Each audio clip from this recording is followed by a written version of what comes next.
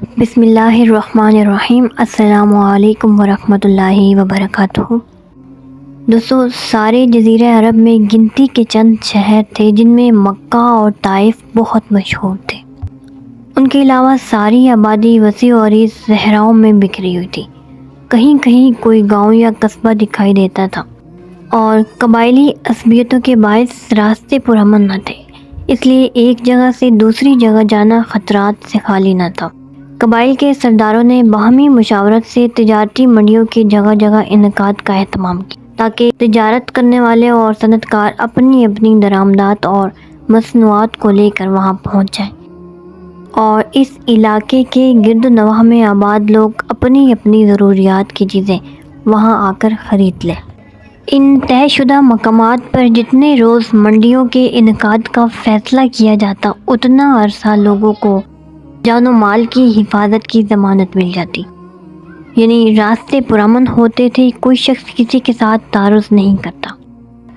اگر بیٹے یا باپ کا قاتل بھی سامنے آ جاتا تو اس پر ہاتھ نہیں اٹھایا جاتا تھا، اور صحراؤں میں آباد قبائل کے یہ مسلمہ قواعد و ضوابط تھے ہر قیمت پر جن کی پابندی کی جاتی تھی۔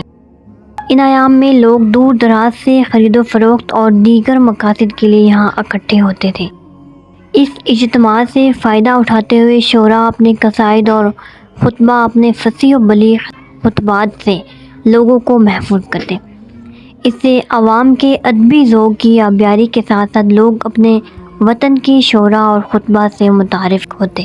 ان کی قادر الکلامی اور فصاحت و بلاغت پر ان کی تحسین کی جاتی اور علاقائی سطح پر وہ اہل فن مشہور ہو جاتے۔ ویسے تو عرب کے متعدد مقامات پر یہ میلے منعقد ہوتے، لیکن عکاظ، ذو المجاز اور مجنہ کی ان تین تجارتی منڈیوں کو مرکزی اہمیت حاصل تھی۔ اس کی ایک وجہ تو ان کا محل وقوع تھا۔ یہ تینوں مقامات مکہ مکرمہ سے زیادہ دور نہ تھے، نیز ان کی تاریخیں بھی ایسی تھی جو فریضہ حج کی ادائیگی کے لیے آنے والے تمام زائرین کے واسطے بڑی آرام دہ تھی۔ فریضہ حج کی ادائیگی کے لیے تو انہیں مکہ آنا ہی پڑتا تھا، اسی ایک سفر میں وہ ان منڈیوں میں بآسانی شرکت کر سکتے۔ بیچنے والے اپنا سامان بیچا کرتے اور ضرورت مند اپنی ضرورت کی اشیاء خریدا کرتے۔ ان اجتماعات سے فائدہ اٹھائے ہوئے ادبی اور ثقافتی محفلیں بھی منعقد کی جاتی۔ دوستو، یاقوت حموی اپنی کتاب میں ان تینوں تجارتی منڈیوں کے بارے میں لفظ عکاظ کے عنوان کے نیچے رقم طراز ہیں۔ سہیلی سے مروی ہے کہ عرب جب عکاظ کی منڈی میں جمع ہوتے تو وہاں ایک دوسرے پر اپنی بڑائی کا اظہار کرتے۔ اس لیے جب کوئی شخص کسی کے ساتھ بڑائی کا مظاہرہ کرے اور اس کو مغلوب کر دے تو عرب کہتے ہیں عکظ الرجل صاحبہ۔ اسی مناسبت سے اس کا نام عکاظ رکھا گیا۔ عکاظ زمانہ جاہلیت میں عربوں کی تجارتی منڈیوں میں سے ایک منڈی کا نام ہے۔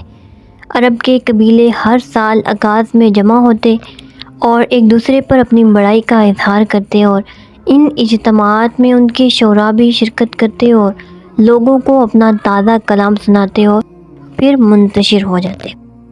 تو دوستو، وجہ تسمیہ کے بعد اب ان کا محل وقوع بتاتے ہوئے علامہ یاقوت لکھتے ہیں کہ عکاظ نخلا اور طائف کے درمیان واقع ہے۔ انہوں نے ان منڈیوں کے انعقاد پذیر ہونے کی تاریخوں کے بارے میں بھی بہت اچھی طرح سے وضاحت کر دی ہے۔ لکھتے ہیں کہ یہ تجارتی منڈیاں قریش اور تمام اہل عرب کی مشترکہ منڈیاں تھیں، اور عکاظ سب سے بڑی منڈی تھی۔ کہتے ہیں کہ عکاظ کی منڈی شوال کے پورے مہینے میں لگتی تھی، پھر وہاں سے مجنہ آ جاتے تھے اور وہاں ذی القعدہ کے پہلے 20 دن خرید و فروخت کی گرم بازاری ہوتی تھی، وہاں سے چل کر ذی المجاز میں آ جاتے۔ یہ منڈی حج کے ایام میں لگی رہتی۔ اس کے بعد فریضہ حج کی ادائیگی کے لیے مکہ مکرمہ پہنچ جاتے اور زمانہ جاہلیت کی رسم و رواج کے مطابق حج کرتے اور پھر اپنے گھروں کو واپس چلے جاتے۔ ایام حج میں جب جزیرہ عرب کے اطراف سے آنے والے قبائل مکہ، منی اور عرفات میں اقامت پذیر ہوتے تو حضور پر نور صلی اللہ علیہ وآلہ وسلم ہر قبیلے کی قیام گاہ پر تشریف لے جاتے اور انہیں اسلام قبول کرنے کی دعوت دیتے۔ دوستو، اب آپ سے یہ عرض کرنا ہے کہ رحمت عالم صلی اللہ علیہ وآلہ وسلم کو فرائض نبوت کی ادائیگی کا احساس ہر وقت بے چین رکھتا۔ دور و نزدیک جہاں کہیں بھی اہل عرب اجتماع کی حضور کو اطلاع ملتی تو حضور وہاں تشریف فرما ہوتے اور راہ انسانیت کو راہ راست پر گامزن کرنے کے شوق میں اپنی مساعی اور کوششوں کی انتہا فرما دیتے۔ ابو طارق رضی اللہ عنہ سے مروی ہے کہ آپ کہتے ہیں، میں نے اللہ کے رسول کو ذی المجاز کی منڈی میں دیکھا، قبائل کے سامنے اپنے آپ کو پیش کر رہے تھے اور فرما رہے تھے، اے لوگوں کہو کوئی عبادت کے لائق نہیں بجز اللہ تعالیٰ کے، ایسا کہو گے تو دونوں جہانوں میں فلاح پاؤ گے۔ ابو طارق کہتے ہیں کہ حضور کے پیچھے ایک آدمی کھڑا تھا جس کے بال دونوں طرف سے اس کے سینے پر لٹک رہے تھے۔ وہ حضور کے قدموں پر پتھر بھی مار رہا تھا، حتیٰ کہ آپ کے پاؤں مبارک خون آلود ہو گئے تھے، اور یہ بھی کہہ رہا تھا، اے لوگوں اس کی بات ہرگز نہ ماننا، یہ جھوٹا ہے۔ تو وہ عرض کرتے ہیں کہ میں نے اپنے والد سے پوچھا یہ کون شخص ہے؟ انہوں نے بتایا کہ یہ شخص ان کا چچا ہے، اس کا نام عبداللہ اور کنیت ابو لہب ہے۔ اسی طرح یہ روایت جو میں نے آپ لوگوں کو بتائی ہے، امام بہقی نے کنانہ کے شخص سے بھی روایت کیا ہے۔ امام بخاری نے اپنی تاریخ میں اور طبرانی نے کبیر میں مدرک بن منیب العامری سے اپنے باپ اور دادا کے واسطے سے یہ روایت نقل کی ہے کہ مدرک نے کہا کہ میں نے زمانہ جاہلیت میں رسول صلی اللہ علیہ وآلہ وسلم کو دیکھا کہ حضور فرما رہے تھے، اے لوگوں کہو لا الہ الا اللہ، دونوں جہانوں میں نجات پا جاؤ گے۔ یہ سن کر کسی نے حضور کے رخ انور پر تھوکنا شروع کر دیا، کسی نے مٹھی میں مٹی بھر کر اس پیکر نور پر پھینکنی شروع کر دی اور بعض گالیاں بکنے لگے۔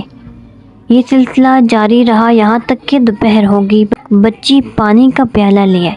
حضور نے اپنے رخ انور کو اور اپنے مبارک ہاتھوں کو دھویا اور فرمایا، اے میری بیٹی، اپنے باپ کے بارے میں یہ اندیشہ مت کرو کہ اس کو کوئی مغلوب کر لے گا یا کوئی رسوا کرے گا۔ میں نے پوچھا یہ بچی کون ہے؟ لوگوں نے بتایا کہ اللہ کے پیارے رسول کی بیٹی ہے جس کا نام زینب ہے۔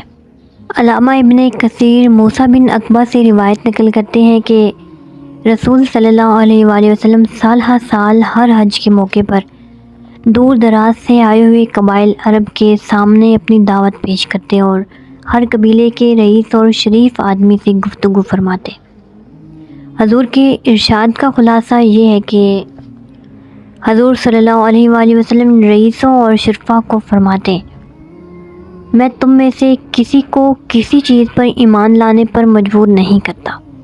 جو دعوت میں دیتا ہوں جس کو وہ پسند آ جائے بے شک اسے قبول کر لے، اور جسے پسند نہ آئے میں اسے مجبور نہیں کروں گا کہ وہ ضرور میری دعوت پر ایمان لائے۔ میں تو یہ چاہتا ہوں کہ مشرکین میرے قتل کے جو منصوبے بنا رہے ہیں ان سے میرا دفاع کرو، یہاں تک کہ میں اپنے رب کا پیغام اس کے بندوں تک پہنچا دوں، یہاں تک کہ اللہ تعالیٰ میرے بارے میں اور میرے ساتھیوں کے بارے میں جو چاہے فیصلہ فرمائے۔ دوستو، علامہ ابن کثیر لکھتے ہیں کہ دعوت کا یہ سلسلہ سالہ سال تک جاری رہا، لیکن ان قبائل میں سے کوئی بھی ایمان نہ لایا۔ وہ یہ کہتے ہیں کہ اس شخص کی قوم اس کو ہم سے زیادہ جانتی ہے، تم کیا سمجھتے ہو کہ وہ شخص ہماری اصلاح کر سکتا ہے جس نے اپنی قوم کو فتنہ فساد میں مبتلا کر دیا ہے اور انہوں نے اسے نظر انداز کر دیا ہے۔ ان ظاہری ناکامیوں کے باوجود دشمنوں کی اظہار آسانیوں اور گری ہوئی حرکتوں کے باوصف حضور اپنے فریضہ رسالت کی ادائیگی میں کوتاہی کے ذرا روادار نہ ہوئے، بلکہ یوں معلوم ہوتا تھا کہ عزم میں مزید پختگی آ گئی ہے۔ ادائے فرض کا احساس پہلے سے بھی زیادہ شدت اختیار کر گیا ہے اور اپنے مالک حقیقی کے نام کو بلند کرنے کا شوق مزید بڑھتا جا رہا ہے۔ گائز، ان قبائل کے ساتھ جو بھی گفتگو ہوئی وہ میں نے آپ لوگوں کے ساتھ الحمدللہ ڈیٹیل سے شیئر کر دی ہے، تاکہ جو حالات و واقعات ہمارے پیارے حضور نبی کریم رؤوف الرحیم صلی اللہ علیہ وآلہ وسلم کی تبلیغی سرگرمیوں کی وسعت اور ادائے فرض میں حضور کے رہوار شوق کی جو لانیوں کا اندازہ آپ لوگ کو بھی ہو سکے۔ باقی اللہ تعالی ہم سب کو اپنے ہادی برحق صلی اللہ علیہ وآلہ وسلم کے نقوش پاک کو خضر راہ بنانے کی توفیق عطا فرمائے، آمین۔ گائز اس ویڈیو کے بارے میں اپنی رائے کا اظہار مجھے ضرور دیجیے گا، اور انشاءاللہ ایک نئی ویڈیو میں ایک نئے ٹاپک کے ساتھ پھر آپ لوگ کی خدمت میں حاضر ہوں گی۔ اور جو نیو آئے ہیں اس چینل پر وہ چینل کو سبسکرائب کرنا مت بھولیں اور سپورٹ کرتے رہیں، دعاؤں میں یاد رکھیے گا۔ تھینک یو سو مچ، اللہ حافظ۔